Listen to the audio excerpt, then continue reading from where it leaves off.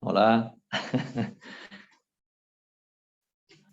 Hola, volvimos, se cortó, yo me olvidé de aclararles, pero me parece que ya igual de la vez anterior se sabía de que se Sí, corta a los 40 minutos para que pueda ser gratis, porque si no hay que pagar más, hay que empezar a claro. pagar, ¿no? Se corta a los 40 minutos y además se necesita tener también un tiempo para convertir la grabación.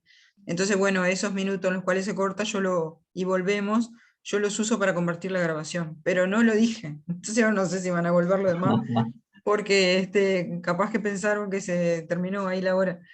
¿Ellos Pero son nuevos? sí, Talita es nueva y el otro señor hacía tiempo que no entraba y entonces no sé si le habrá quedado claro eso. Eh, y además se necesita hacer la conversión, no queda automáticamente grabado, sino que hay que hacer todo un proceso Ah, para que quede grabado. Y eso es después, yo luego, aparte, lo adapto para subirlo a YouTube. Bueno, pero va a ser así. Voy a prender un poquito de la luz porque aquí ya está oscureciendo.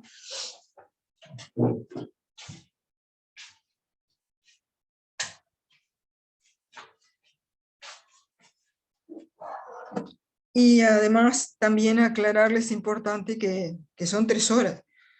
O sea, yo al principio cuando arranqué pensé que con 1 hora ya estaba, pero después la gente se enganchó y quiso otra hora y terminaron siendo 3 horas y bueno, tal, le doy 3 horas a todos si se dan las condiciones, ¿no?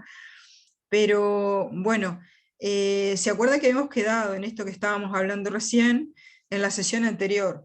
Yo lo retomé porque había un señor que hacía tiempo que no estaba participando, porque Talita es nueva, pero bueno, no sé, lo continuamos y ellos si no pueden volver a entrar lo verán en la grabación.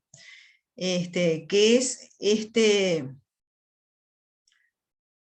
ah, ¿Tiene su WhatsApp? O sea, su número, porque si lo tiene, podrías a lo mejor escribirle y decirle, oye, mira que tenéis que volver a entrar. sí, podía ser, no estoy segura, pero me voy a fijar.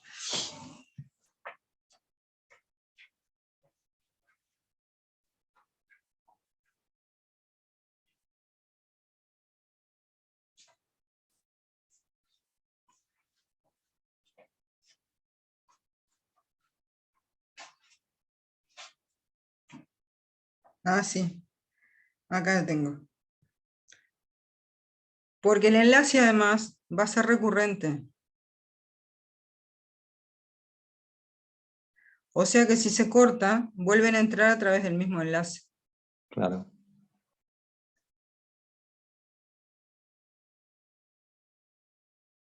Es lo que yo hice ahora, por ejemplo. Claro, Volví a pinchar ahí en el enlace. exacto. Entonces no hay ningún problema de tener que pasar nuevamente el enlace. Bueno, ahora está el tema de que lo vea el mensaje y a ver si tengo de Talita. Puede ser que tenga. Me ha llegado, me ha llegado uno. Ah, bueno, tú se lo mandaste a todo el mundo, ¿no? El A la correo, vez, ¿no? el Sí, a la enlace vez, ¿no? recurrente, sí. Sí. No, Pero no, me yo refiero el mensaje que se lo han mandado a todo el mundo a la vez, ¿no? ¿O cómo? El del WhatsApp. no, pero no tengo a todo el mundo en el WhatsApp. No, es que me ha llegado uno tuyo diciéndome eso. A ver si digo por si te hubieras confundido o algo y me lo hayas mandado a mí, por ejemplo, en vez de al señor ese de... Ah, puede ser. Acá tengo a Talita. A ponerle el enlace. Es el mismo.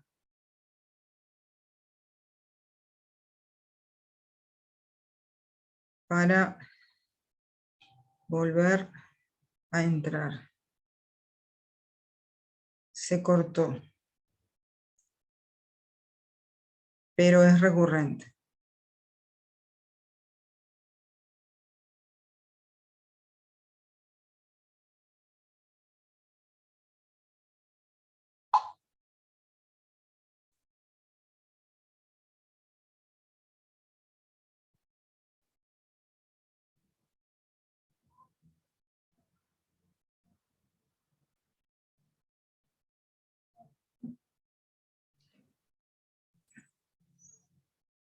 En cuanto a, bueno, ahora que no estamos, digamos, todavía Sí, empezando, en o el sea, aire. continuando, En sí, el aire. digo que el ensayo, o sea, a mí me gustaría, por ejemplo, hacerlo de lo que, bueno, de lo que hablamos esta última vez de esa similitud que había, ¿no? Entre todos esos eh, mitologías, ¿no? Del origen de la humanidad, digamos. Y,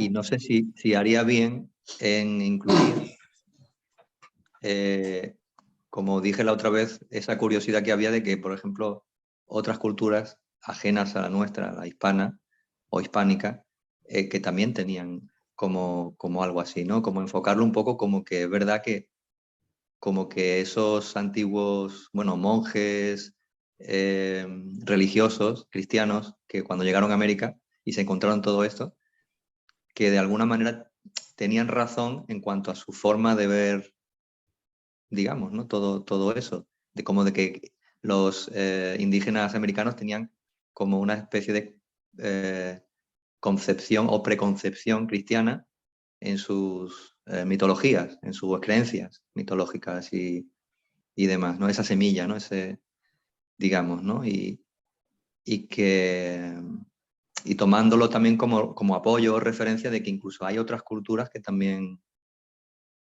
bueno, no sé si yo haría bien o no, digo, porque como sé que hay que a lo mejor me puedo salir un poco de, no salirme, pero sí salirme en cuanto a incluir otras culturas, así de referencia, simplemente. No, está bien, porque aparte el tema de... Es como para eh, reforzar un poco, pienso yo, precisamente de que tenían de alguna manera razón, o sea, aunque sea desde su punto de vista, ¿no? Digamos, ¿no? Que tenían razón en cierta forma, ¿no? En pensar así me refiero, ¿no?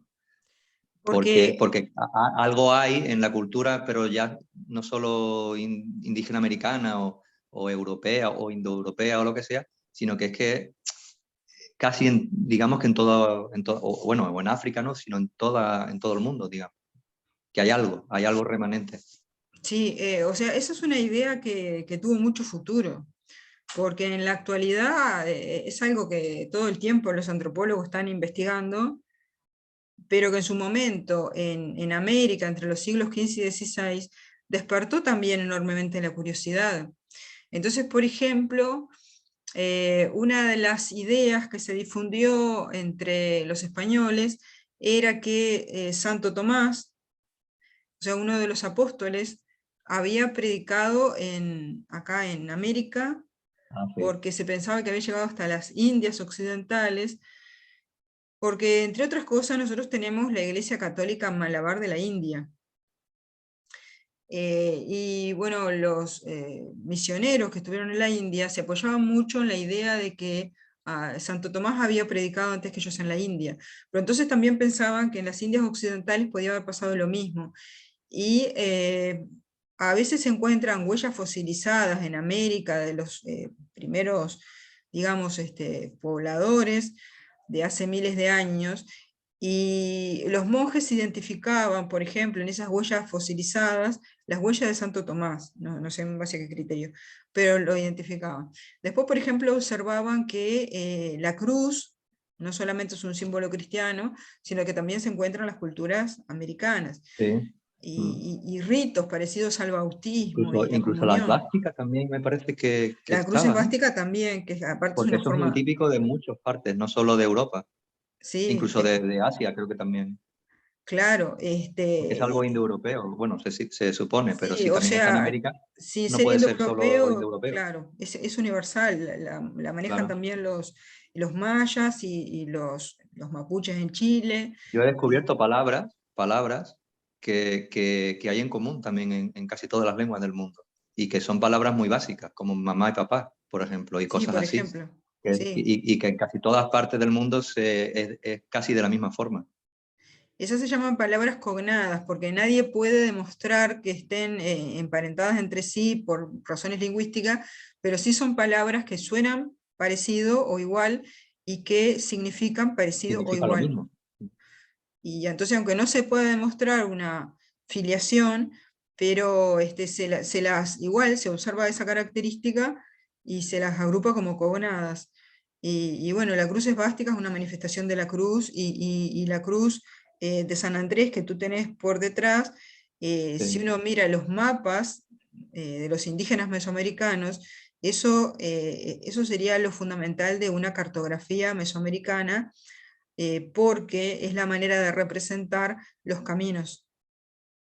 Es decir, los caminos se representan como algo que tiene bifurcaciones, como si fuera que la Cruces. idea, claro, una rama cortada, o sea, un tronco con ramas cortadas, que es la idea primitiva este, de la madera de la cruz de San Andrés. Eso aparece gráficamente, eso es el mundo. Aparte, el mundo también para ellos es el resultado de una encrucijada. Y, y hablan de los 4 rumbos. Entonces lo que tú tendrías hacia arriba sería el rumbo norte, hacia abajo es el rumbo sur, el rumbo oeste, el rumbo oeste, pero esa sería la iconografía básica de una cartografía mesoamericana. Entonces también es otro símbolo universal. Y yo creo que sí, y de todo eso, a su vez, tú podrías Y, tomar y la espiral también, me parece. la espiral también, la pirámide, bueno. En las ciudades mesoamericanas se representan como montes, con un jeroglífico como en forma de pera, como montes, y en los antiguos jeroglíficos de Mesopotamia se representa de la misma manera, pero con una forma más de piramidal, pero de esa forma se representan las ciudades.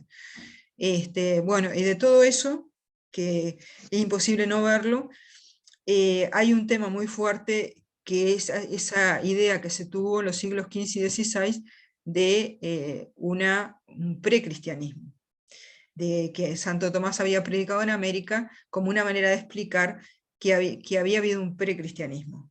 Eso es una de las, digamos, una de las manifestaciones de esa concepción precristiana, es esto que te estoy contando.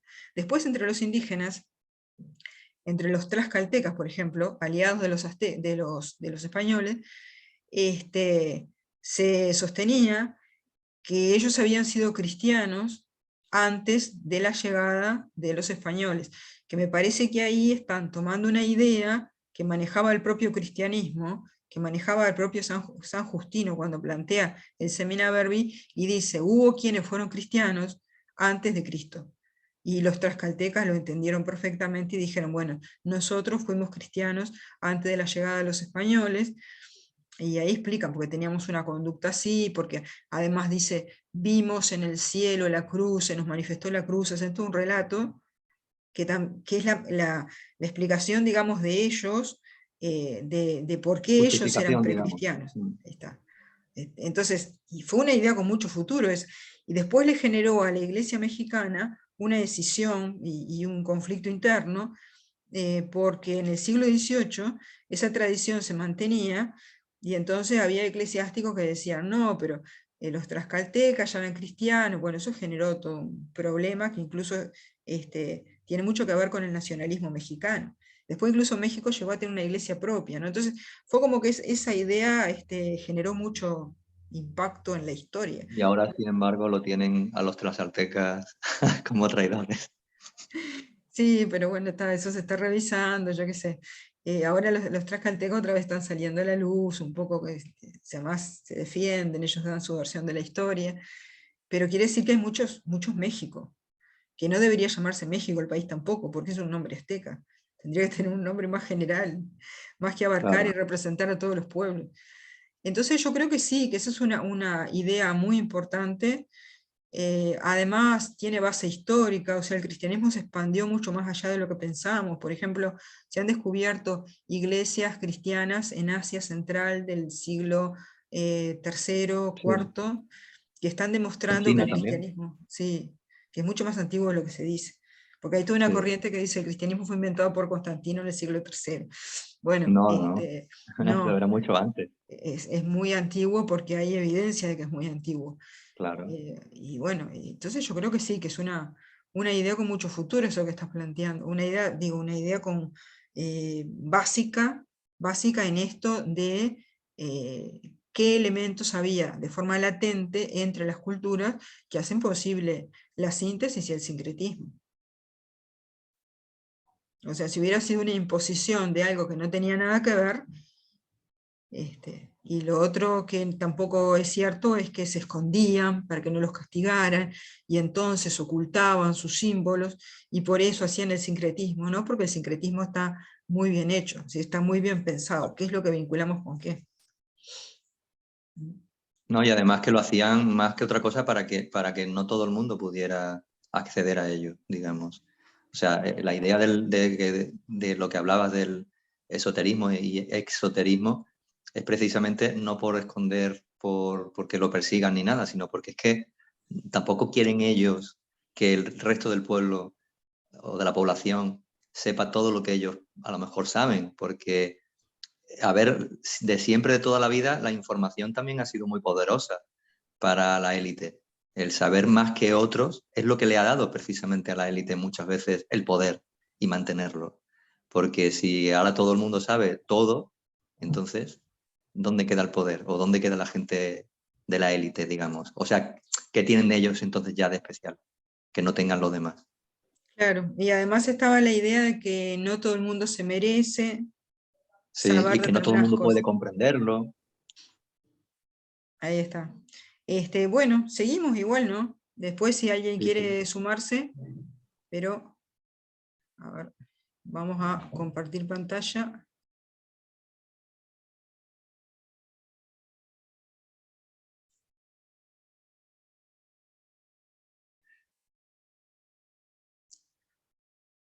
¿Ahí se está viendo la pantalla?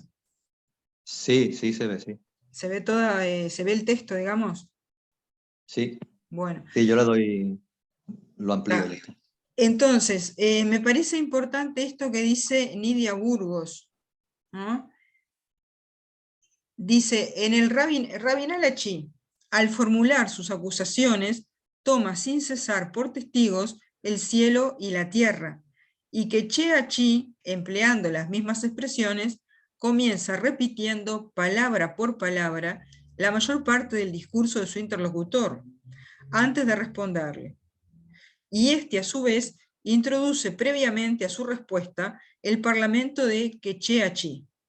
Esos reiterados recitados representan la ideología oficial, o sea que es mucho más que la ritualización o el sobrevalorar la parte formal de la palabra.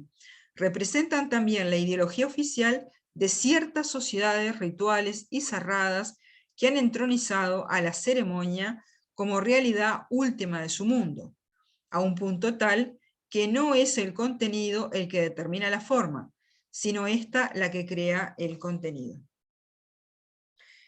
El varón o capitán de los quiché va hasta las afueras de la fortaleza de Kakyu, Silik, Kako, Kaonik, Tepecanik, y desafía al capitán de Rabinal o Rabinal Achi. El varón de los Rabinalev responde de la manera ya establecida, y repitiendo el parlamento del varón de los quiché, pero haciéndole ver que, por comprometer su palabra ante el cielo y la tierra, su adversario ha sellado su suerte, ¿no? Entonces, en este protocolo, ellos permanentemente comprometen su palabra ante el cielo y ante la tierra. Pero además, no se contestan ni hablan de forma espontánea, sino que lo hacen repitiendo de memoria un protocolo. En ese protocolo uno tiene que estar atento para poder luego repetir palabra por palabra lo que ha dicho el otro, lo cual podría ser muy interesante en nuestra cultura porque implicaría estar atento a lo que dice el otro, pero acá esto está sobredimensionado. Yo tengo que ser capaz de repetir palabra por palabra lo que dijo el otro. Y luego hago mi intervención. Entonces, Quiché Achi desafía a los Rabinalem, se para delante de su fortaleza, me le dice sal a enfrentarme, varón de Rabinal, y el varón de Rabinal le contesta, valeroso varón, hombre de los Kabek Queche, esto has dicho ante el cielo y ante la tierra, o sea, como diciendo, te tomo la palabra, Esto es dicho ante el cielo, ante la tierra. Y ahí, comillas, porque repite lo que dijo el otro. Acércate, ven pronto. ¿Serás el único a quien no acabaré por cortar la raíz, el tronco, ese jefe de los Chacab, de los Amán, el Cayuc de Rabinal? ¿Así dijiste? ¿No? Es decir, esto dijiste, ¿no? Dijiste esto ante el cielo, dijiste ante la tierra. Y yo lo repito porque yo soy testigo de lo que dijiste. Te lo puedo repetir palabra por palabra de memoria. ¿Así dijiste? Dice, sí, y efectivamente, aquí está el cielo, aquí está la tierra, ¿no? Estos, el cielo y la tierra, fueron testigos de lo que tú dijiste. De manera que te entregaste, ¿no?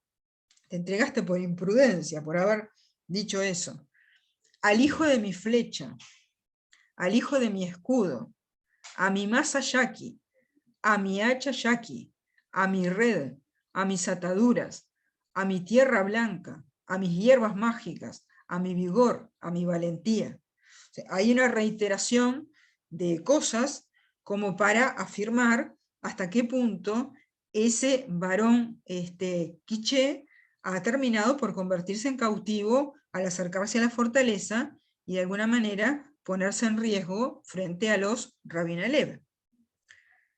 Sea así o no sea así, yo te enlazaré con mi fuerte cuerda, mi fuerte lazo, ante el cielo, ante la tierra.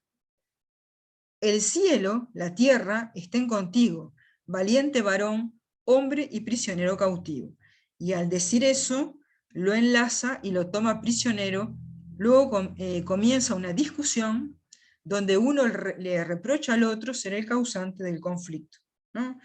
Entonces, permanentemente se reitera eso de la palabra dada ante el cielo, ante la tierra, y que justamente por haberse comprometido de esa manera, te entregaste al hijo de mi flecha, ¿no? Es una forma poética de decir que ha sido tomado prisionero, al hijo de mi escudo, a mi masa yaqui, a mi hacha yaqui, a mi red, a mis ataduras, a mi tierra blanca, a mis hierbas mágicas. Y aquí también está presente la magia, la captura del enemigo del adversario, a mi vigor y a mi valentía. No solamente el tema de las armas, sino de las capacidades del guerrero. Sea así o no sea así, yo te enlazaré con mi fuerte cuerda, mi fuerte lazo, ante el cielo, ante la tierra. Otra vez el cielo y la tierra son testigos de las acciones de los hombres.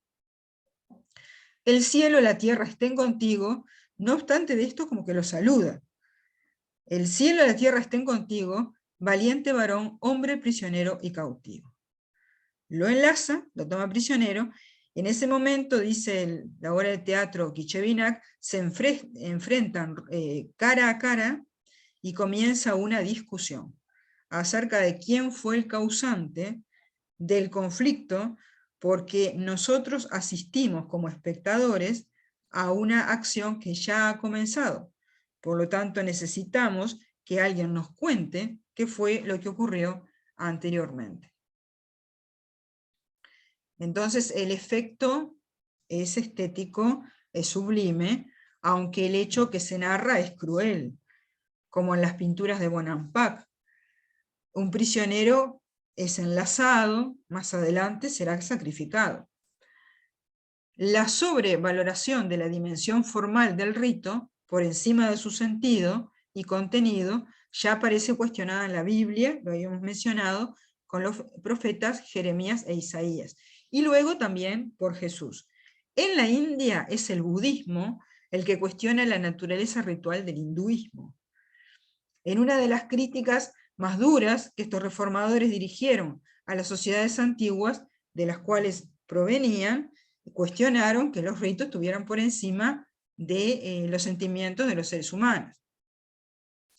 Pero como también hace notar Nidia Burgos, la autora que encontró estas similitudes, en este caso entre el Rabin el-Achí y Tirante el Blanco, esta característica ceremonial no aplica solamente al protocolo de los guerreros, sino que se extiende a toda la vida. Por eso mismo las civilizaciones antiguas tienden a tener ideas fatalistas y a tener ideas trágicas de la existencia colectiva e individual. La tragedia en este caso viene de la contradicción entre las severas fórmulas sociales y las conveniencias personales. Así que acá también tenemos una definición de héroe y tenemos una definición o una caracterización de lo que es la tragedia del héroe. Dice, ambos héroes, el varón de Rabinal y el de Keché, alcanzan en estas peripecias su total medida de grandeza, concretando el perfil heroico exigido por aquella sociedad.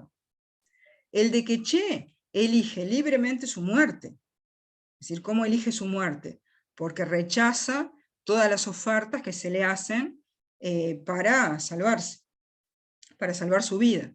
No hubiera sido digno salvar su vida comprometiendo su honor. Entonces elige su muerte.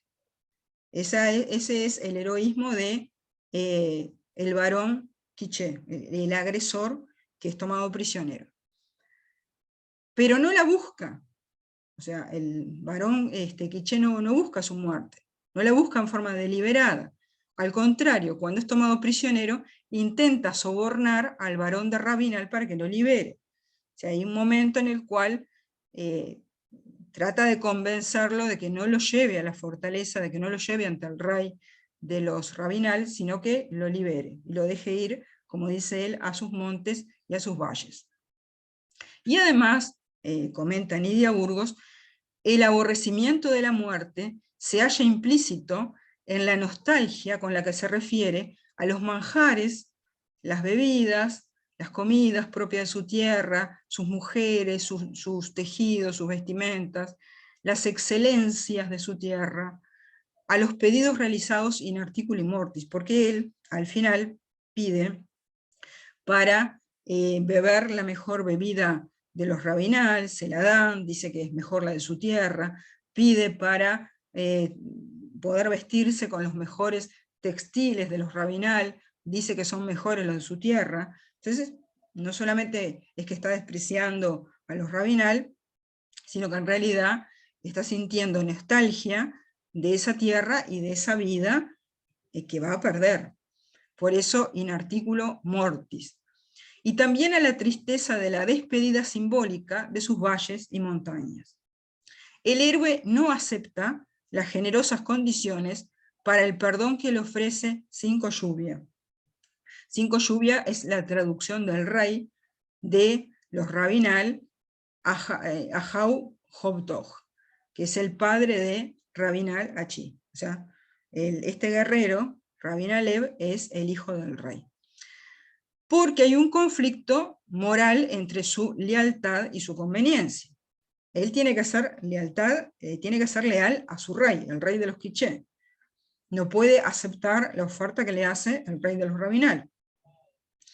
El ofrecimiento del rey aparece como una compra de su voluntad, dado el paralelo de situación con el soborno que él le ofreciera al rabinalero.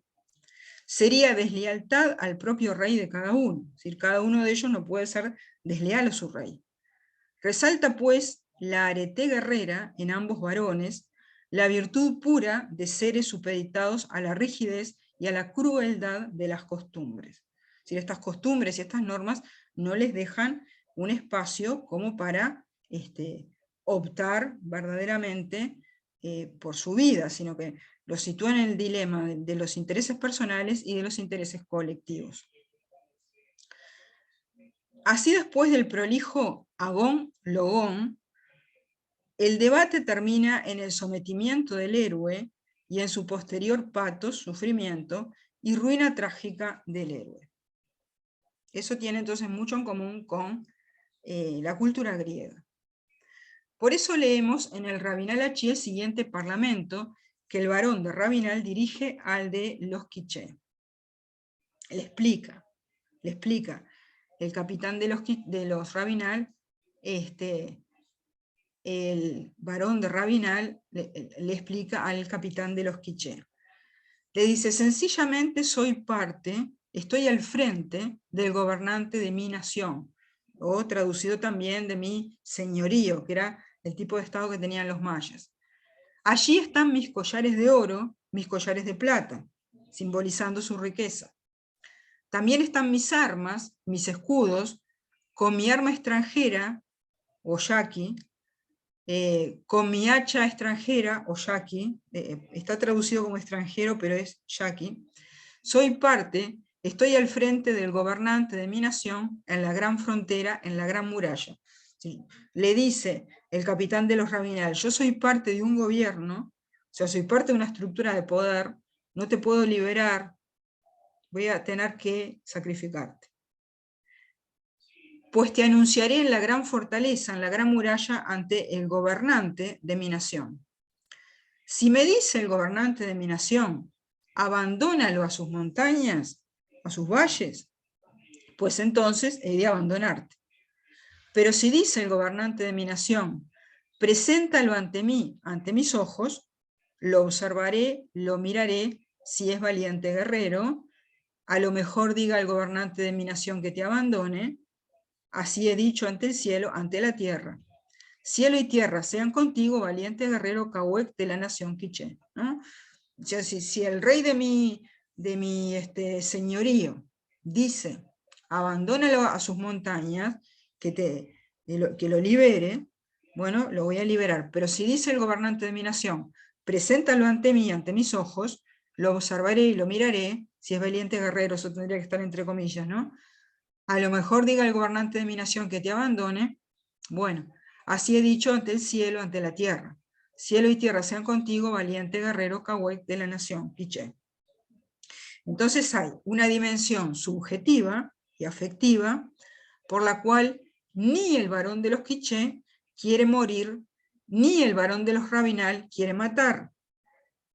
Hay una dimensión ahí humana, afectiva, subjetiva, destinada a provocar la catarsis del espectador. O sea, cuando miramos eso, nos solidarizamos con la tragedia interior y exterior a nivel social de los personajes, porque también nos consustanciamos con el destino trágico del hombre común, que no puede eludir fuerzas más trascendentes. En el otro extremo del mundo y en otro tiempo, en los lindes del tronco bantú, pero situados hacia el norte, los yorubas, pueblos de la desembocadura del río Níger, cuentan una historia o pataki del orishá y rey Shango, o Changó, se puede escribir de las dos formas. Se trata de una cultura donde, desde un principio, se nos dice que la palabra tiene un valor supremo, un valor creador, y va asociada con las fórmulas mágicas, con los conjuros, los conocimientos esotéricos, la adivinación. Esa cultura también nos habla de una divinidad superior, Olodumare, la palabra, el creador supremo, de todas las fuerzas del universo y destino de todas las criaturas, que no tiene padre ni madre, y no puede situarse ni en el tiempo ni en el espacio. De Olodumare proviene la energía que sostiene el mundo, que es el Ayé. Pero Olodumare no conoce ni escucha al hombre.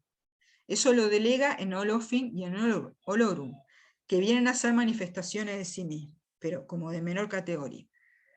En una versión libre de estos patakis, que tanto gustan a los yorubas, cultura oral, y donde con los mismos elementos se pueden hilvanar historias diferentes, adaptamos, dicen ellos, Olofin es su esencia en orilla. Olodumare es el Dios supremo único. Olofin es su esencia en orilla, que se ocupa del espacio y escucha los secretos de la humanidad. Olorun es su esencia orilla, que se encarga de los asuntos abiertos de la humanidad. ¿No? O sea, ahí también hay una filosofía y una teología interesantes. En la tradición yoruba, orilla puede traducirse por dueño de la cabeza. Son fuerzas cósmicas y psíquicas al mismo tiempo que nos inducen a actuar y pensar en determinada dirección. Habría unos 400 orillás. Algunos fueron humanos en un tiempo anterior. Olodumare, Olofin y Olorum forman una trilogía que tiene puntos en común con la Trinidad católica, donde Olofin es asociado con Jesucristo, por lo tanto es el Verbo, Olorum con el Padre, Olodumare con el Espíritu Santo. Una de las características de la religión yoruba es su facilidad para el sincretismo, iniciada en África por el contacto con culturas arabizadas y portugueses y continuada en América. Ahora bien, el relato yoruba de la creación del mundo dice que en un principio existían Olorum, el Padre, la altura del cielo, la manifestación humanizada de Olodumare, y Olokun, el fondo del océano, que engendraron a Obatalá y Orunmila. Obatalá pidió permiso a Olodumare para crear la tierra con la finalidad de comunicar el cielo con el abismo.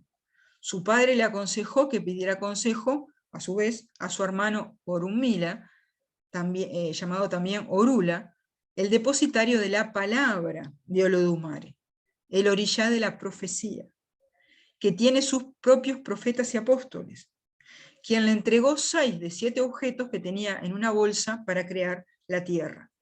Obatalá usa esos objetos para crear la tierra, pero siguiendo las instrucciones de Orunmila, que es el verbo, ¿no? Entonces, bueno, hasta acá, ¿qué podríamos comentar de esto que acabamos viendo recién, de el drama de los héroes en la literatura maya y la concepción del mundo de los yorubas, como elementos interesantes a tomar en cuenta?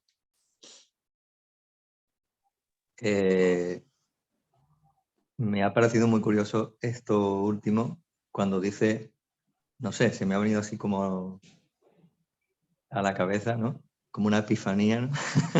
Un chispazo, en el que cuando dice que le entregó 6 de 7 objetos que tenían una bolsa para crear la tierra. Cuando habla en el cristianismo de que Dios creó la tierra en 6, ¿no? En 6 días, y al 7º fue que descansó. O Así sea es, muy, que, muy interesante. no sé, me parece un poco también, no sé, para mí es coincidente, digamos. O sea, es metafórico, pero si uno le pone un poquito de imaginación, puede llegar a un poco a enlazar esto, ¿no? Sí, el simbolismo de los números y relacionado con la creación. Exactamente. Y uno que sabe un poco que los números tenían mucha importancia en muchas religiones, o en casi todas o en todas, pues yo creo que no es baladí quizás este tipo de cosas. Y después está el tema de que la palabra de Dios es a través de Orula, ¿no? Orula es la palabra de Olodumare, más o menos como Cristo es el verbo de Dios, ¿no? Porque hay un Sí, Dios supremo ahí que es como que era Olodumare, su hijo, ¿no? Mm. claro. E incluso a ellos les resulta fácil hacer el sincretismo, porque esa trilogía tiene mucho que ver con la Santísima Trinidad. Hay uno que es como el Espíritu Santo, otro que es como el Padre, otro que es como el Hijo, ¿no? Aparecen acá en esta concepción. Y aparte que también dice lo mismo, de que primero como que se creó el cielo y el agua, ¿no? Y los océanos, el mar, digamos, y que luego entre medias, pues como que surgió bueno, crearon o surgió la tierra para comunicar lo de arriba con lo de abajo, digamos, ¿no? Que quedó como en medio. Y yo creo que es muy parecido también, ¿no? A la génesis, ¿no? De cristiano, ¿no? Y de otros también, de otras culturas también, que también dice lo Sí, mismo más o menos. exacto. Primero se crea Y lo que, y alto y que, lo y que bajo. Dios está arriba en el cielo, que eso también es común. O sea, lo que es el Dios supremo está arriba siempre, no está en el agua, está arriba siempre también, ¿no? Algo así. Sí, sí. O sea, todos esos elementos aparecen, incluso sería interesante comparar texto por texto, palabra por palabra, para Sí. observar más detalles todavía. Sí, Esto con porque yo creo que relación, se ¿eh? pueden encontrar muchas cosas. Se pueden encontrar muchas cosas. Esto con relación al Génesis, digamos, Yoruba, porque no habíamos hablado del Génesis Yoruba, habíamos hablado del Génesis Maya y del Génesis cristiano. Pero voy a otra cosa ahora que tiene que ver con los héroes, ¿no? O sea, habíamos visto cuál es la concepción del héroe maya, que es muy parecida a la concepción del héroe griego, es alguien que tiene que decidir entre eh, las normas comunitarias o las decisiones de los dioses y sus conveniencias personales. Y eso le Mm. pasa tanto a Rabinal Achi como a Quiché Vinac. A Rabinal Achi porque va a tener que decidir matar a un hombre.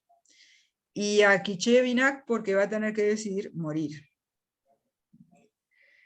Ahora, ¿y cuál es la...? Y hasta qué punto están, y hasta qué punto están, son ellos dueños de su propia vida y muerte, y hasta qué punto no lo están realmente, ¿no? Porque se deben a otras cosas superiores, en este caso a sus reyes, ¿no? Claro, y esa reflexión que nos motiva la tragedia griega está presente acá también. Sí. Y Es esas son como lo las... del, ¿eh? como decían los griegos, bueno, el destino, ¿no? Por así decirlo, ¿no? Sí, la moira, decían ellos, sí. Sí.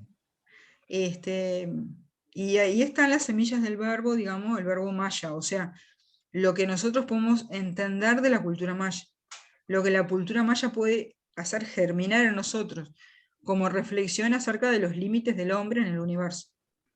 De la misma Y forma que lo principios, pueda. y principios caballerescos también, porque se ve que, ¿no? Que como que también entre ellos, pues, digamos que tienen ese punto de honor y a la vez de piedad también entre ellos, y un poco, ¿no? En ese sentido. Sí, la autora menciona la arete griega, pero se podría comparar el Sí, sentido yo del lo he visto más honor, así. sí, de la caballeresco, Sí. el honor y la piedad caballeresca. Sí, sí. Ahí tenés otro tema para trabajar. Pues sí, Van saliendo temas y temas, ¿no? Bueno, no sí. habíamos visto el Génesis Yoruba, por eso lo metí ahí. Después este trabajo se los voy a acercar a que lo miren todos. Y voy ahora a lo que es la concepción de héroe Yoruba. O sea, ante qué tipo de situaciones se enfrenta el héroe Yoruba. Entonces, ahí existen en la tradición Yoruba eh, el orishá. El orishá, decíamos, el ancestro venerable, es alguien de la comunidad que realizó alguna hazaña. Y después de muerto, entonces se lo venera todos los años. A veces se lo venera como un ser humano y otras veces como semidivino y divino, que eso es una cosa que después vamos a ver. Como tenemos héroes humanos, tenemos héroes semidivinos, eso también lo tenemos en el cristianismo, son los santos, y como tenemos héroes divinos, dioses. En este caso nosotros tenemos un orishá, que es un héroe mítico, en el caso de los yorubas, Shango o Changó, y tenemos un orishá héroe histórico que tiene el mismo nombre. La duplicación y la triplicación son características de la cultura religiosa yoruba. Siempre hay como alguien que es tu doble. Las figuras se duplican. E incluso Shango tiene un hermano gemelo, que después le va a permitir, a pesar de estar muerto, le va a permitir seguir actuando. El héroe mítico, en este caso Shango, es asociado con el rayo, con el hacha, con la espada, es una especie de Júpiter, y puede favorecer la tormenta a través de sus instrumentos o puede cortarla con las mismas herramientas. En el campo, entre nuestros paisanos, se usa pintar una cruz en el suelo y luego para cortar la tormenta clavar un hacha, que es algo interesante. Bueno, es una herramienta de Shango. Como Thor también. ¿Eh? Como Thor, que no Como, era como, Dios como en Thor, sí, ahí que no está, era como el Dios en dios sí Thor. como él, pero Sí, era como un héroe semidios, semidivino, pero que tenía rasgos así como dice de Júpiter o Zeus o así. Que de hecho el nombre de Thor también tiene similitud con Zeus.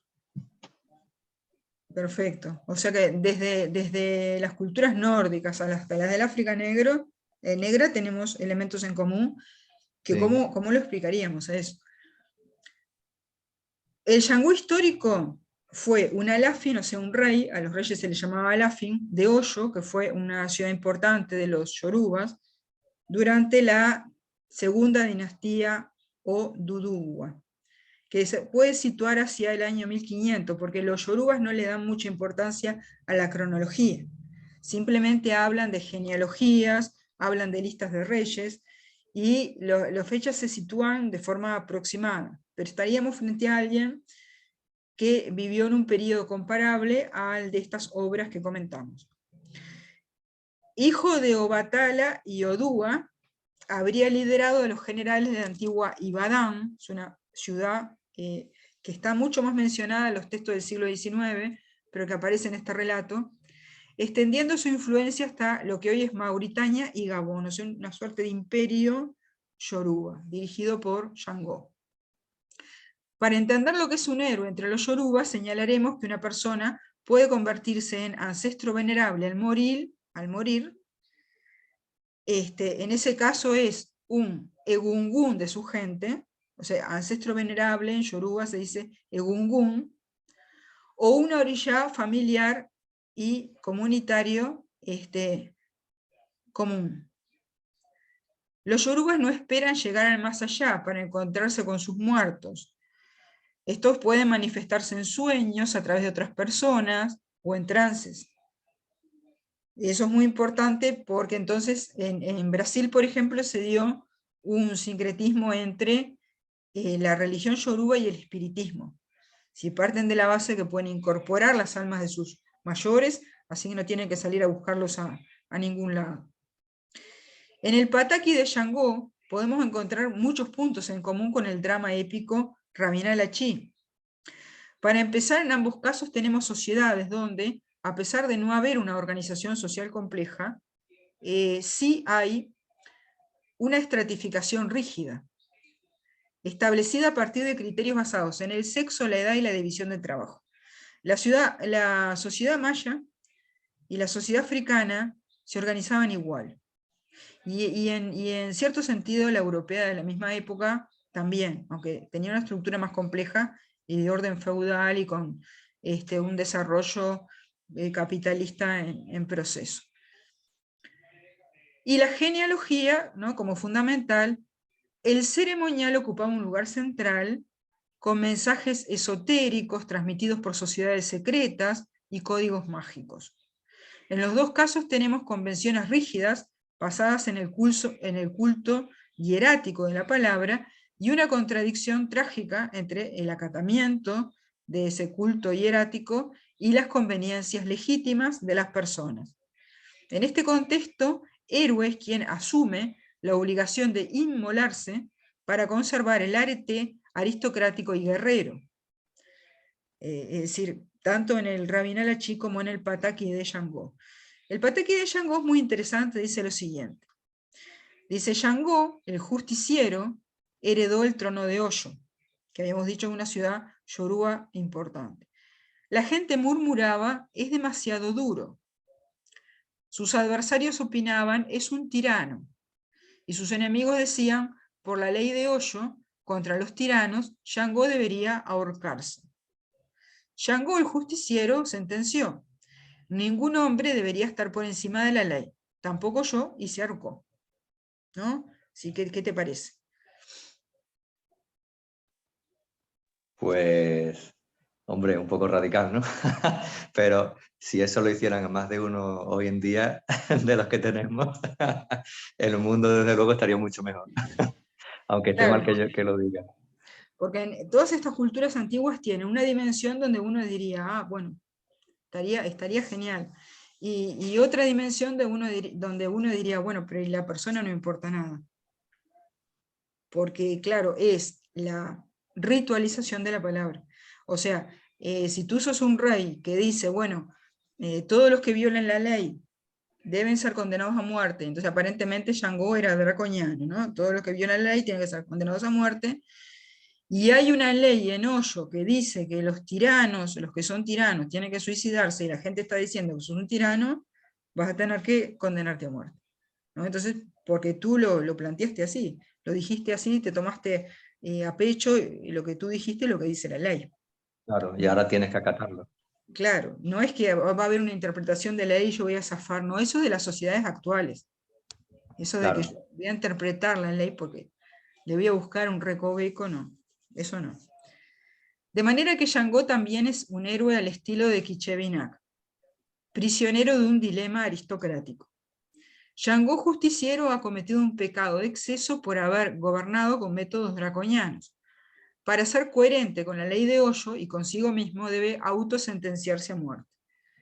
Pero sus adversarios también han cometido el mismo pecado de exceso, al obligar a Shango a suicidarse interpretando la ley de Hoyo de manera draconiana.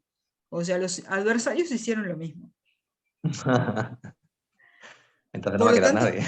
claro, entonces también tienen que ser castigados por la misma falta, digamos. Así que Shango medita un plan antes de suicidarse, porque Shango se va a suicidar para hacer justicia con él, pero ¿quién hace justicia con sus adversarios si él se suicida? Va a tener que buscar la forma de castigarlos desde antes. Entonces, dice el Pataki, este era el rey contra el cual sus enemigos conspiraban, pensando destruirlo. Entonces Shango fue a consultar al oráculo de Ifá, porque los yorubas tienen un oráculo, igual que los griegos tenían el de Delfos, que tienen que consultar para ver qué hacen. Siempre eso aparece en todos los patakis. Hay que consultar al oráculo. Hay que consultar a la divinidad de las profecías. Todos, o casi todas las culturas también creo que tenían eso en común, ¿no? Y eso es En el común. mundo. Exacto. El oráculo dijo, sacrifica 3 gallos, esto es muy de la religión umbanda, sacrifica 3 gallos, sacrifica un carnero, 200 guijarros y un mortero. Todo deberá quedar al aire libre 7 días, que es lo que a mucha gente le molesta cuando van por la calle y se encuentran con que hay una gallina degollada durante 7 días en una esquina, porque una esquina es una encrucijada y eso tiene un simbolismo y tal. Pero bueno, eso no a todo el mundo le interesa, ¿no? Al 8º día un trueno golpeará en medio de tus enemigos. O sea, el oráculo dice, bueno, si sacrificas 3 gallos, eso tiene un simbolismo además. Sacrificas un carnero, sacrificas 200 guijarros y un mortero, porque esos son elementos también utilizados en la creación del mundo. Y dejas todo al aire libre, 7 días, otra vez, como tú decías, aparece el número 7. Sí. Al 8º día, un trueno golpeará en medio de tus enemigos. Que es muy tentador, ¿no? En fin, por eso es muy frecuente en la santería esto. El mortero deberá ponerse al revés. Los guijarros sobre él, un hacha doble en el medio de la base del mortero. Otra vez tenemos el hacha, y que es el hacha doble, que es el símbolo del poder de los reyes. Según esto, la palabra tiene un poder creador y la disposición ritual de los objetos tiene consecuencias mágicas. También. Como en el Génesis bíblico, lo que Shango dice es, o sea, él lo dice y es. La palabra tiene un poder, que es el poder de incidir en la realidad, y los objetos también. Alcanza con invocar para que las cosas sucedan. Esto también es parecido al Popol Vuh en el sentido de que los dioses piden ser invocados para seguir existiendo. El resultado de la ceremonia de Shango es predecible. Los conspiradores destronaron a Shango, o sea, después de que pasó esto, pero ya veíamos que había una conspiración. Los conspiradores destronaron a Shango, Dada Oyaka lo depuso, ahí aparece otro que lo depone a él, pero Shango tenía partidarios y tenía un hermano gemelo, porque tú puedes actuar a través de tu hermano gemelo, que es tu doble. Ese hermano gemelo reinando en desiertos y ríos, y allí fueron a Alta Paz, donde reinaba este hermano gemelo, a buscar al rey de los volcanes, las explosiones y el fuego. Muy parecido, o sea, el otro es el dios del rayo, este es el dios de los volcanes. Es medio como que la energía que viene del cielo y la energía que viene de la tierra. Shango, pues, al rey que es cabeza doble, porque se lo representa con la doble H, pudo reinar a través de su gemelo, que tenía el Aye, o sea, la energía cósmica de Agayú, para que los ríos se salieran de su cauce. Entonces, Agayú es una divinidad que es capaz de incidir sobre las aguas, y que ellos hacen el sincretismo con San Cristóbal, porque San Cristóbal fue el que cruzó al niño Jesús durante una tormenta cuando estaba subiendo el nivel de las aguas. Entonces interpretan que San Cristóbal puede generar una inundación o también frenarla durante una tormenta, lo mismo que puede hacer Agayú, para que los ríos se salieran de su cauce, la tierra temblara, para atraer sobre los conspiradores la madre de todas las tormentas. Dada Oyaka era el rey de Hoyo, cuando un gran temblor de tierra se sintió, se desbordaron los ríos, rugió el viento, se reventaron las acequias de las granjas y todo fue quemado por el rayo. O sea que también Shango había previsto cómo ejecutar a sus adversarios que habían cometido el mismo exceso que él. Terminaron todos muertos, ¿no? Murió Shango, murieron sus adversarios. Bueno, eso es la cultura yoruba. O sea que también vemos el dilema del héroe entre la norma y sus conveniencias, y incluso en el caso de su adversario, al hacer eso va a terminar destruido. Ahora, Nidia Burgos, que es la argentina que observa esto, encuentra esta preocupación ritual y mágica también en una novela de caballería editada 2 años antes de que Cristóbal Colón entrara en contacto con los pueblos del Caribe, que es Tirant lo Blanche o Tirant lo Blanc o Tirante el Blanco, 3 nombres que tiene. Pero es Tirant lo Blanche de acuerdo con su título valenciano. Tirante el Blanco en español se editó en Valencia en 1490, aunque se escribió entre 1460 y 1464. Su autor es valenciano, Joanot Martorell, y los protagonistas de la novela, Guillem de Baruac, que instruye a Tirante el Blanco como caballero. Luego hará un periplo por el mundo conocido y habrá de enamorarse de Carmesina. Entonces Nidia Burgos compara las cualidades de las expresiones culturales que surgen de la novela valenciana con similares expresiones del Rabin al-Achí, al que nos referimos más arriba. Mientras en Tirante los episodios de la novela Tirante el Blanco parecen escenas de teatro, dice ella, en el Rabinal es el rito el que toma la forma de escenas de teatro. La novela parece en escenas de teatro, probablemente porque en algún momento fue algún tipo de dramatización que alguien luego pasó a la prosa. Sí, y en el caso de Rabin al-Achí, un rito que alguien después le dio la forma de teatro, porque los géneros también se vinculan unos con otros, han ido evolucionando, y antiguamente cuando uno iba a tratar una determinada temática podía elegir el género. Ustedes, es decir, un griego se paraba delante del público, decía, ustedes quieren que yo lo diga como poesía, quieren que sea como en prosa, quieren que sea como teatro, y en el momento el público podía elegir.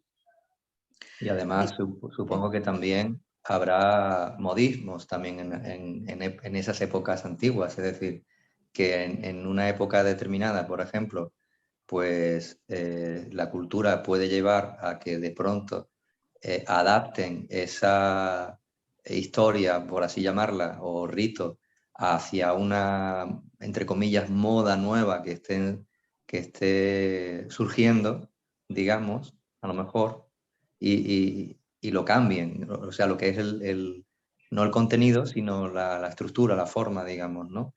Y que a lo mejor luego, o sea, como que a lo mejor que va evolucionando también, ¿no? Con los tiempos, también, me imagino. Exacto, o sea, el contenido es el mismo, la forma puede ir cambiando. Puede ir cambiando a lo mejor.